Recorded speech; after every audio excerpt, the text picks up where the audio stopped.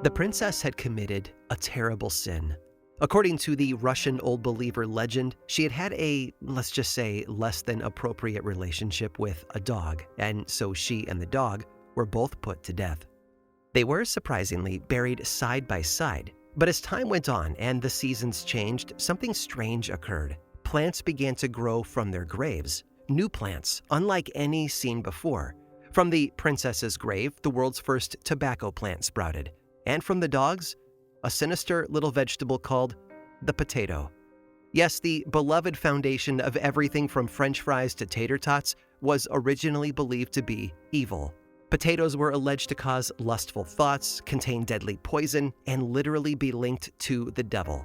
Oh, and early 17th century Europeans also insisted that potatoes could give you leprosy. But not all heroes wear capes, as they say, and we have one single potato lover to thank for mashing the rumors and giving our favorite tuber its due respect.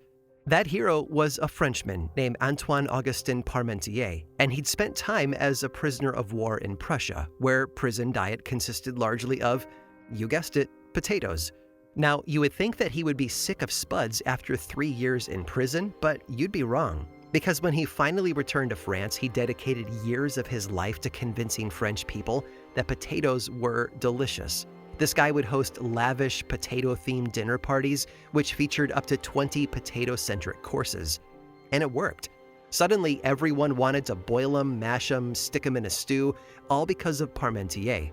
And don't worry, he received the acclaim that he deserved. Today, there's a stop on the Paris Metro named after him, complete with a statue of the man, and enthusiasts even leave potatoes on his grave at the Père Lachaise Cemetery. From food to medicine and beyond, humans have always had a relationship with things that grow from the earth. And if history is any indication, that relationship comes with a wild harvest of story. I'm Aaron Mahnke, and this is Lore.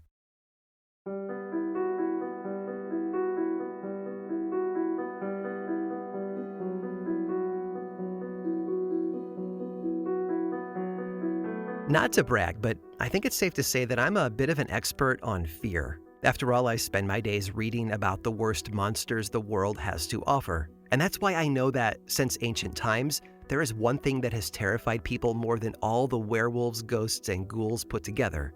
That is, telling a crush how you feel. It sends shivers down your spine just to hear me say it, right? But don't fret. Luckily, Victorians came up with a workaround. With a little help from the garden, that is. It was called the language of flowers.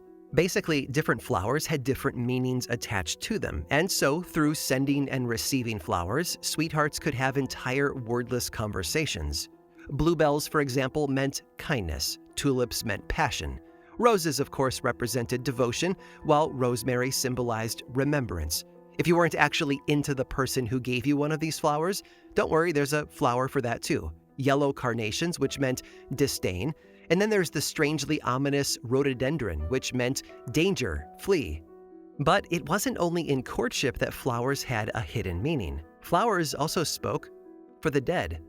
In fact, you've probably seen this particular secret code hiding in plain sight, on gravestones.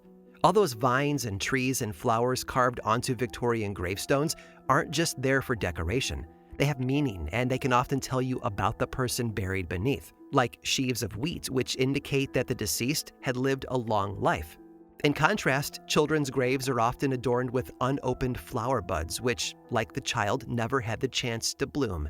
Daisies, too, indicate a child's grave, while chillingly, if you spot a carved thistle on a gravestone, it means the deceased suffered terribly while alive. Of course, plants and folklore extend far beyond harmless superstition. Throughout history, every culture on Earth has used the flora around them as magical tools. Heck, just about every herb and flower has some folklore attached to it. And that said, certain plants seem to have gathered more superstition than the rest. Take, for example, vervain. Also known as enchanter's herb, this purple flower has been treated as sacred by nearly every culture that's encountered it. In Egyptian mythology, vervain was formed from the goddess Isis's tears. Christians believe that it was used to treat Jesus' wounds on the cross, while worldwide, it's been said to protect against everything from lightning to vampires. And to be fair, there might be some stock to all of this. Okay, maybe not the vampire thing, but vervain does have a number of medical properties. It can reduce inflammation, calm anxiety, and it's actually being studied right now for its potential ability to reduce tumor growth and even treat Alzheimer's disease. Then there's datura, with its beautiful and poisonous trumpet-shaped flowers. A nightshade, datura only blooms after dark, and be warned because ingesting it can send you into a coma or even to your death. But hey, that hasn't kept people around the world from having just a little nibble as a treat. Why? Well, despite being a deadly poison, datura also has a few medicinal uses of its own.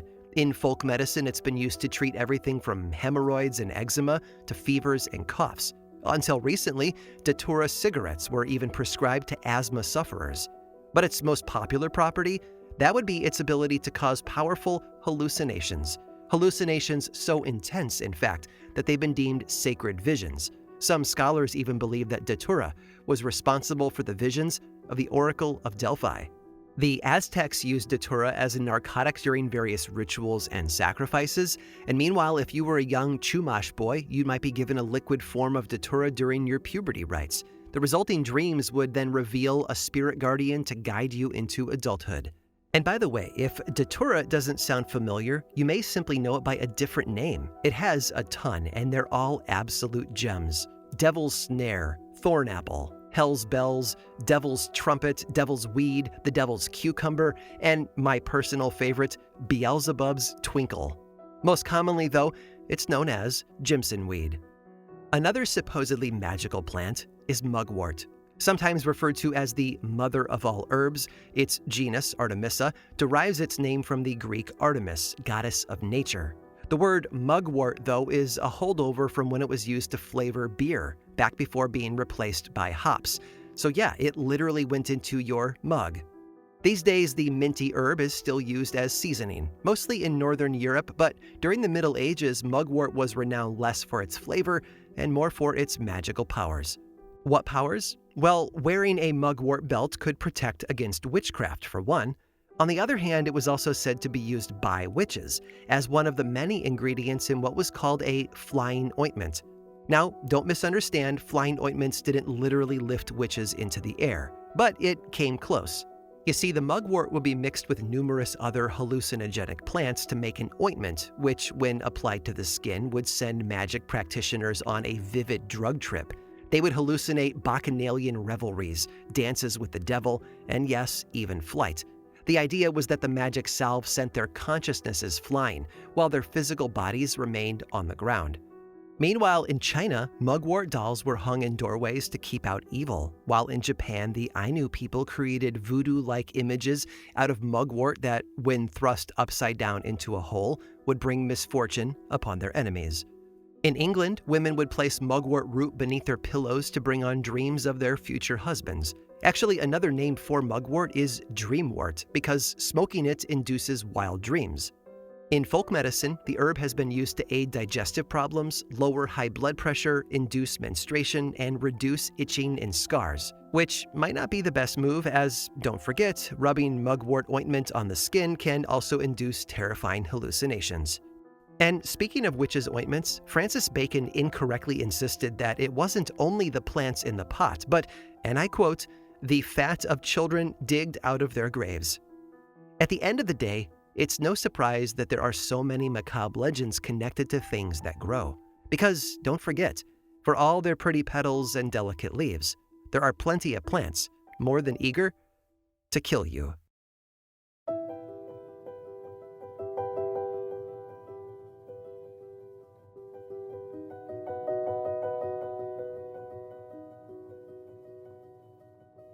The corpse was perfectly preserved. Even after 675 years, its skin was firm, its eyes closed, the fingers of its right hand splayed over a yellowing shroud.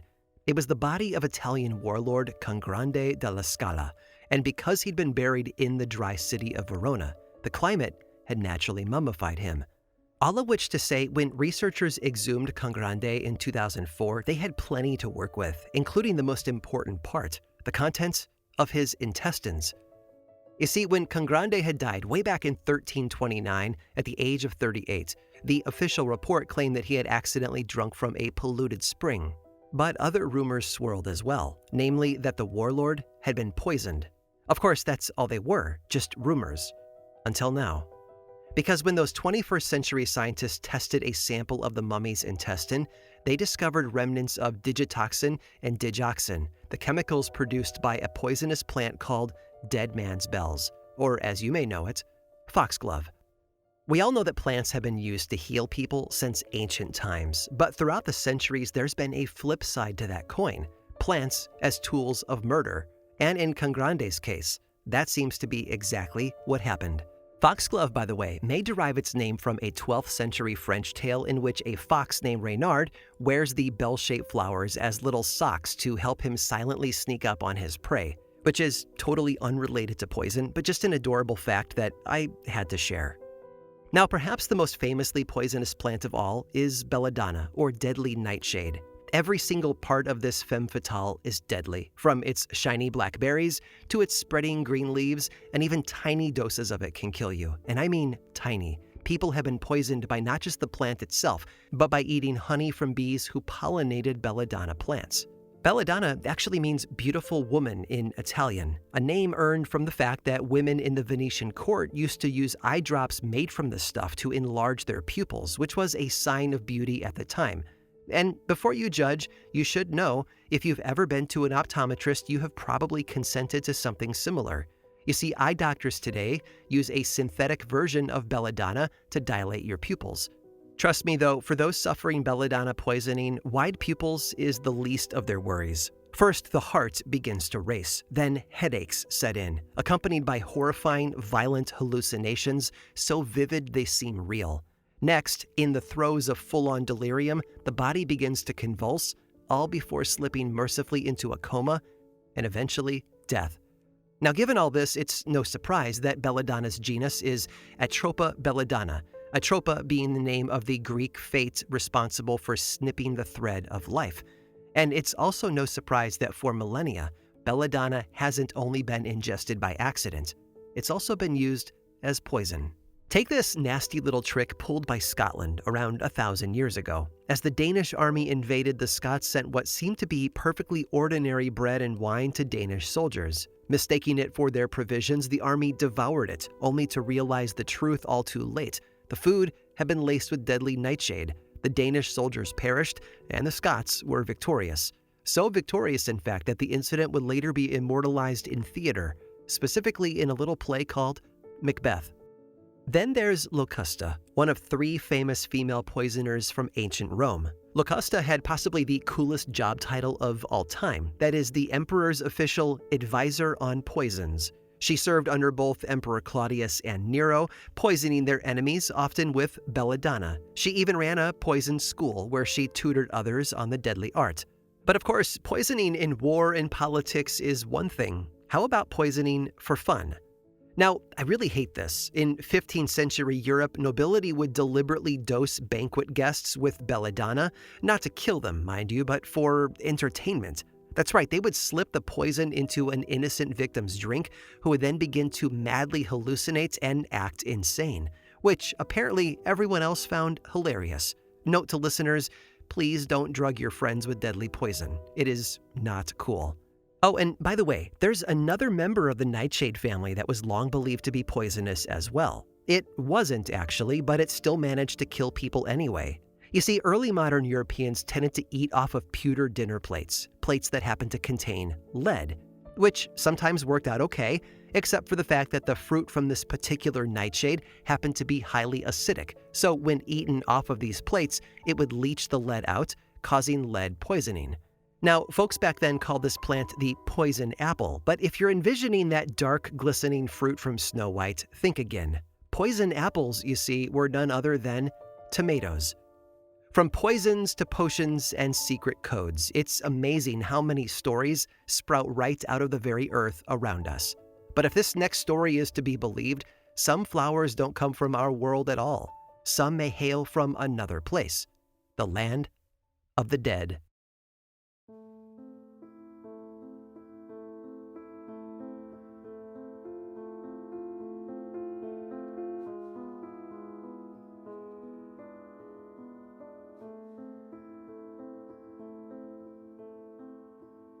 Imagine yourself there. It's 1901 in Berlin, and you have arrived just in time.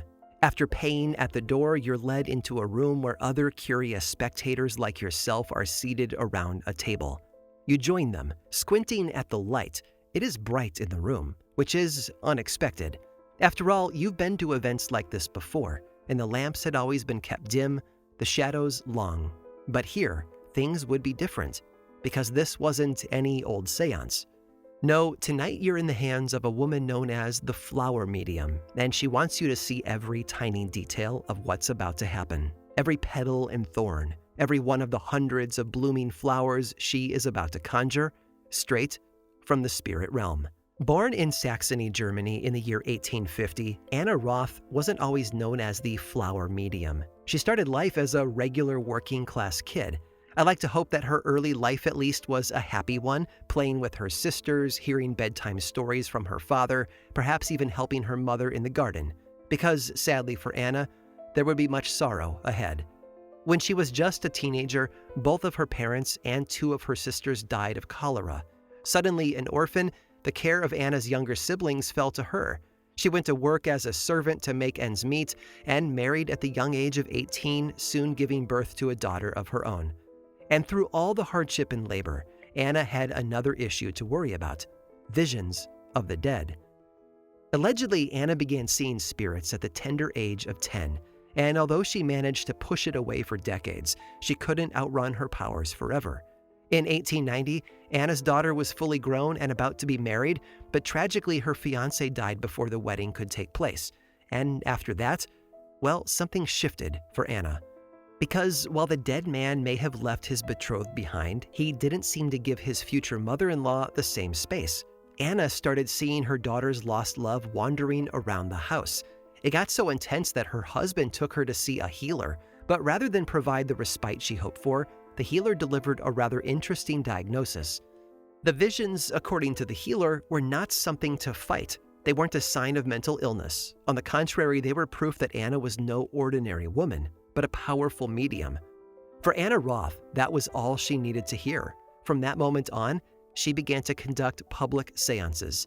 And look, if she'd been alive today, she probably would have been dismissed as a crank. But in the late 19th century in Germany, occultism was all the rage, and Anna fit right in. Within a few years, she had gathered a hearty following among her fellow German spiritualists, and soon she was touring full-time, performing seances for paying crowds all across Europe. By then, though, Anna was a frail, middle-aged woman, and as any rock star knows, touring life isn't exactly easy on the body. So in 1901, she settled down in Berlin, where she continued to do her work.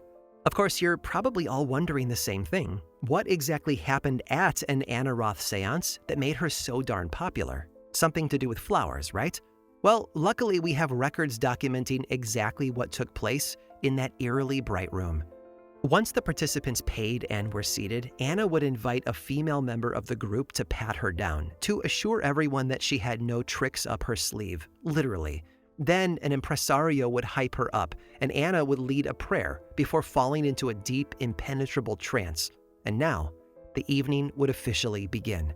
First came the visitors. Not living visitors, mind you, but dead ones. A carousel of personalities took over Anna's body, speaking through her mouth. Some of them were deceased friends and family of those in attendance that night. Others were celebrities and historical figures. Martin Luther made an appearance, along with various European kings. These special guests brought news from the beyond and even offered personal and medical advice to the audience members. Now, I'll be honest here. I might have been a little skeptical if I had been seated in that crowd. Because, you see, despite being supposedly possessed by these spirits, Anna's voice didn't actually change. All of the visitors talked with her thick Saxony accent, which she apparently made no attempt to conceal. But the truth is, what came next was so wild, most people probably forgot all about the accent. Here, I'll let an actual attendee from 1901 describe it directly.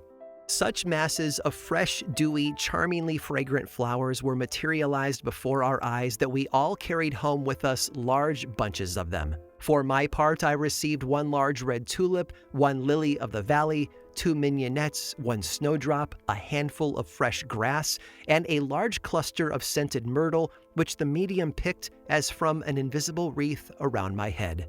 Now, let me explain. Anna, you see, was what was called an apport medium. That is, she could make objects appear out of thin air. It was a rare gift for mediums to have, and was why she rose to fame so quickly. During her seances, Anna produced gold dust, small glass hearts, figurines of Jesus, religious pamphlets, and even tiny candy-filled animals made of paper mache. But what she was really famous for was flowers. In the course of a single seance, shocked attendees would hold out their hands as countless flowers in full bloom fell from, well, nowhere. They seemed to materialize right out of the air. According to Anna, these were gifts from the beyond, and people went wild for them. The thing is, though, while audiences did adore her, not everyone was a true believer. And in March of 1902, Anna's blossoming career would officially begin to wilt. No pun intended, I swear. Because that's the year when the Berlin police snuck into a flower medium seance undercover. At first, all went as it typically did. The bright lights, the opening prayer, the character channeling, until finally the flowers began to fall. Anna had just produced a smattering of hyacinth and narcissus when the cops broke their cover and stepped in.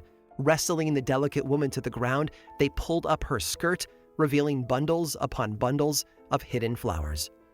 All in all, the police found a whopping 157 flowers concealed under Anna's clothing. Plus, and this is just impressive, a few oranges and lemons for good measure. That was that. Anna was arrested for fraud and taken to jail. It seemed Anna Roth's luck had run out. Tragically, in more ways than one.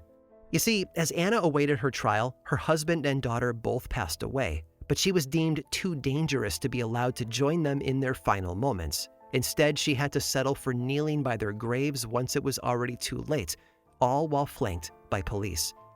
And I know it seems like overkill for a lady who was essentially guilty of tossing a bunch of plants in the air. But not everyone viewed her as so innocuous. Berlin had begun debating whether spiritualism and superstition in general was ethical, and Anna found herself smack dab in the center of the discourse. Her seances, one critic insisted, spread diseases of the brain and nervous system. Indeed, they were dangerous not just to those who attended her seances, but even to the unborn, for many of her followers were women who could then pass on their mental diseases to their children. Her trial, of course, was a media sensation. Every day the courtroom was packed with spectators, including King of the Skeptics himself, Harry Houdini, and Anna's defense consisted of Berlin's most famous lawyers. Witnesses came forward with miraculous stories, tales of the other world, of talking spirits, and impossible flowers. Many former seance attendees insisted that Anna's flowers hadn't simply dropped from her clothing, but manifested out of the air. They described what they had seen as being like clouds of steam, gradually solidifying into flowers right before their eyes. But in the end, none of it mattered. Anna Roth, the flower medium, was found guilty of fraud. She went to prison, and although released early, on December 16th of 1904, only 9 months after her arrival, Anna passed away. After a life of hardship, she had finally passed into a new world that she knew all too well, the realm of the flowers.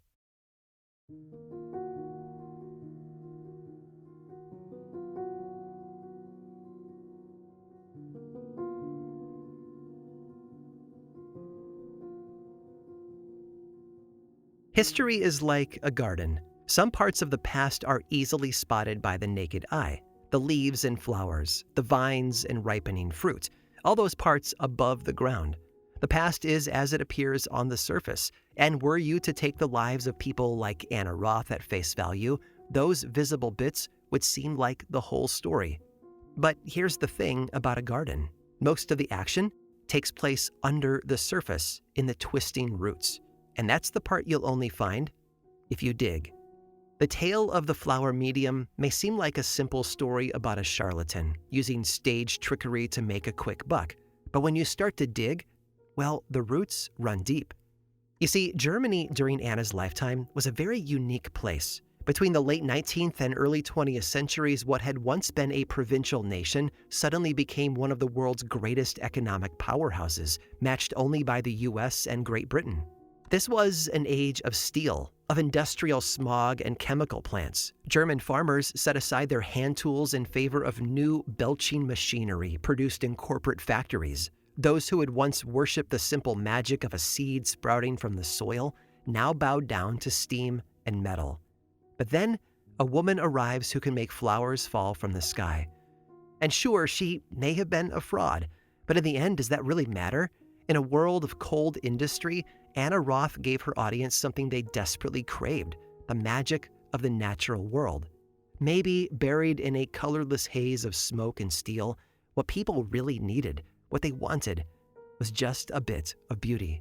So let's imagine it once more with that unique perspective in mind. A widow would weep with joy as her dead husband presented her with a bouquet. A mourning father would reach upward only for his ghostly child to present him with a bundle of baby's breath or forget-me-not. After years of separation from their dead loved ones, after being forced to live on in an industrial, unfeeling world, Anna's customers were finally able to hold something natural, something physical that proved their lost loved ones were still out there. Real or fake, Anna Roth offered her clients something they desperately needed: the sweet smell of hope.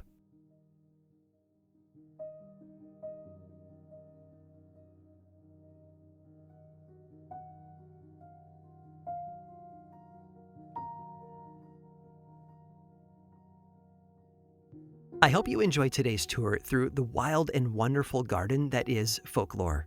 Most people associate flowers with happy moments in life, weddings and first dates, the hopeful pop of spring, which is why, when they're used for evil, it feels all the more sinister. And I have one final tale featuring some famously frightening flowers. By the way, there is nothing I love more than taking a legend you think you know and turning it on its head, which is why this final story coming up is so much fun. Stick around through this brief sponsor break to hear all about it. This show is sponsored by BetterHelp. Mental health awareness is growing, but there is still progress to be made. 26% of Americans who participated in a recent survey say they have avoided seeking mental health support due to fear of judgment. When people hesitate to get help, it doesn't just affect them. It impacts families, workplaces, and entire communities. So this Mental Health Awareness Month, let's encourage everyone to take care of their well-being and break the stigma. After all, the world is better when people are healthy and happy. I know how important and helpful therapy can be, and it is not just for folks who have experienced major trauma. Therapy is helpful for learning positive coping skills and how to set boundaries in our lives, and it can empower you to be the best version of yourself. BetterHelp has over 10 years of experience matching people with the right therapist from their diverse network of more than 30,000 licensed therapists with a wide range of specialties. BetterHelp is fully online, making therapy affordable and convenient, serving over 5 million people worldwide. And you can easily switch therapists anytime at no extra cost. We're all better with help. Visit betterhelp.com/lore to get 10% off your first month. That's BetterHelp, HELP.com/lore.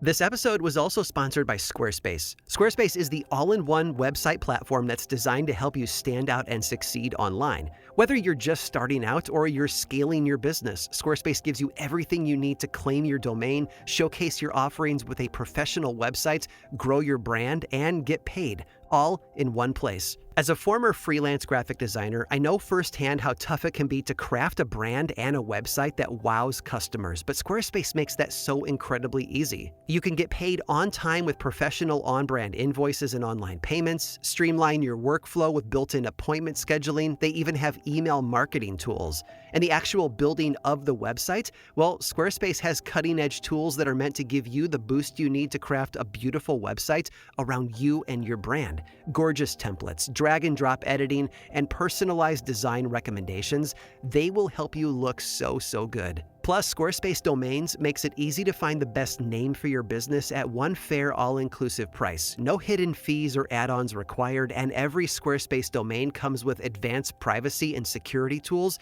to ensure your domain remains online and protected. Get started today. Head over to squarespace.com/lore for a free trial, and when you're ready to launch, use the offer code LORE to save 10% off your first purchase of a website or domain. Squarespace. Build something beautiful. This episode was also made possible by SimpliSafe. Every day I make countless decisions, but one of the easiest and most important is securing my home with SimpliSafe. The moment I arm the system, I know my family and everything I've worked for are protected. Whether I'm stepping out for the day or settling in for the night, that small action delivers something priceless: peace of mind. I can focus on what matters, rest easier, and go about my day knowing SimpliSafe has my back in a crisis. And I want you to have that same confidence as well. With SimpliSafe, millions of Americans enjoy the new standard in home security and greater peace of mind every time they arm their system, when heading out in the morning or when locking up each night. AI-powered cameras backed by live professional monitoring agents monitor your property and detect suspicious activity. If someone's lurking around or acting suspiciously, these agents see and talk to them in real time, activate spotlights, and even contact the police, all before they've had a chance to get inside your home. There are no long-term contracts or cancellation fees, and their monitoring plans start affordably at around $1 a day. Plus, they have a 60-day satisfaction guarantee or your money back. Visit simplysafe.com/lore to claim 50% off a new system with a professional monitoring plan and get your first month free.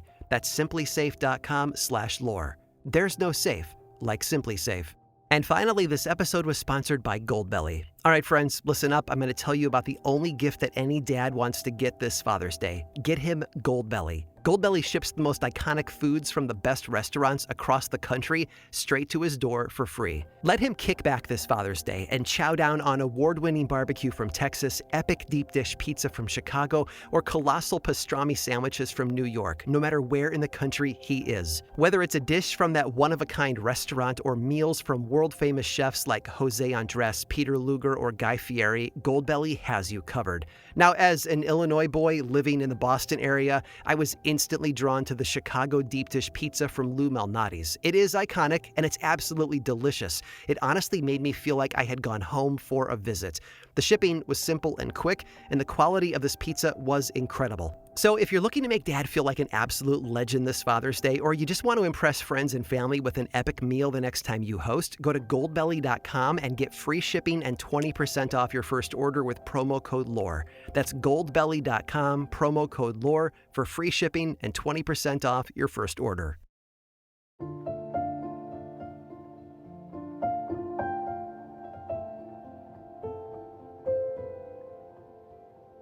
Double, double, toil and trouble, fire burn and cauldron bubble. So begins the all-too-familiar witch's speech from Shakespeare's Macbeth. It might be the world's most famous recipe, but you probably aren't eager to serve this particular stew at a dinner party. After all, the witch's brew consists of, and I quote, "Fillet of a fenny snake, in the cauldron boil and bake, eye of newt and toe of frog, wool of bat and tongue of dog. Adder's fork and blindworm's sting, lizard's leg and howlet's wing. For a charm of powerful trouble, like a hell broth, boil and bubble." So yeah, not exactly appetizing, or so it seems. What you may not know is that many of these spooky-sounding ingredients are actually names for ordinary plants. Take, for example, eye of newt. We all know how many cartoons and fantasy movies depict wart-covered witches grabbing a fistful of slimy eyeballs from a jar to toss into a cauldron. But in reality, the Weird Sisters weren't referring to actual eyes at all. In Shakespeare's day, eye of newt was actually a common name for mustard seed. And if you saw mustard seeds and newts side by side, it would make sense why. The tiny spherical seeds happen to be the exact same shade of dark yellow as some newts' eyes.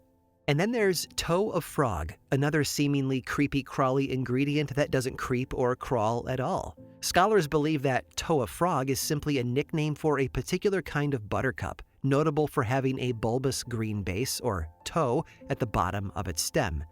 Meanwhile, wool of bat is thought to be a reference to holly leaves. You can picture holly, right? Those glossy, scalloped wings with spiny points between the margins, almost like, yes, the shape of a bat's wing. Alternatively, others think the witch's wool of bat might not be holly at all, but moss, which is fuzzy like a bat. And I know what you're thinking at this point, surely there is not a plant called tongue of dog, right? Well, guess again. Hound's tongue, or dog's tongue, is a highly toxic member of the forget-me-not family, with long, hairy stalks and rough, tongue-like leaves. In folk medicine, dog's tongue was even prescribed to heal dog bites, relying on the theory of sympathetic magic in which two things that visually resemble one another are somehow magically connected. This particular plant also has another witch-worthy name, by the way. Some call it rats and mice, because it apparently smells like, well, rats and mice. Honestly, I'm not sure which I would rather have, this stuff or an actual dog's tongue. I vote neither. Moving on, next in the litany comes adder's fork. Rather than a reference to a snake, the witches were probably talking about either the adder's tongue fern or the adder's tongue lily, aka dogtooth violet. And that's not too surprising. There have been many folk medicine uses for the dogtooth violet throughout history, including as a contraceptive. Some say that soaking the flower in cold water, wrapping it around an injury, and then, once it warms up, burying the lily in a mud pit can heal a wound or a bruise. Lizard's leg, on the other hand, is another name for ivy, while howlet's wing is believed to be garlic or ginger, all of which are steeped in more than their fair share of supernatural lore. Ivy shows up in a number of English divination games. This one is my favorite. On Halloween, each of your family members would write their name on an ivy leaf before dropping them into a bowl of water. The next day, everyone anxiously gathered around the bowl to inspect the leaves one by one. If any of the leaves had magically transformed into a coffin shape, you better hope the name written on it wasn't yours, because death was on its way. And garlic is surrounded by far more superstition than just as a vampire deterrent. We could honestly have a whole episode on this stuff, and maybe someday we might. But just as a taste, ancient Greeks used to pile garlic at crossroads to ward off demons and appease the goddess Hecate. Going through the list, it turns out that the only ingredients in the Weird Sisters concoction that don't seem to be plants are the blindworm sting, blindworm being a type of legless lizard, and the fillet of fenny snake, which is simply a snake that lives in the fens. Hey, even an herbal concoction needs a little protein, right? So the next time you're brewing up a magic potion under the full moon, leave out the eyeballs and tongues. Turns out a can of Campbell's tomato soup might be closer to the real thing.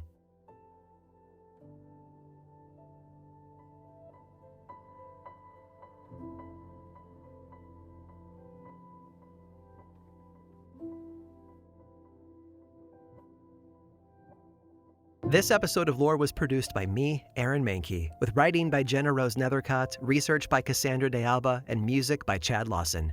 Don't like hearing the ads in the episodes? I've got a solution for you. There's a paid version of Lore on Apple Podcasts and Patreon that is 100% ad-free.